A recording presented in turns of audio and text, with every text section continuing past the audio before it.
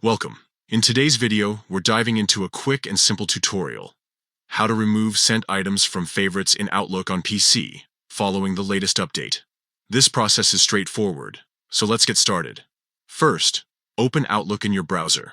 If you're already logged in, you'll see your inbox and navigation pane on the left side of the screen. From here, we'll make a few clicks to clean up your favorites section. At the top of the page, locate the three horizontal lines. This is often referred to as the menu icon. Click on it to expand the navigation pane if it isn't already visible. Once expanded, you'll see your folders listed under Favorites, including sent items. Next, find the Sent Items folder in your Favorites list. Right next to it, you'll notice three dots. This is your options menu for that specific folder. Click on these dots to open a small drop-down menu. From this menu, select Remove from Favorites. And just like that, the Sent Items folder will no longer appear in your Favorites section.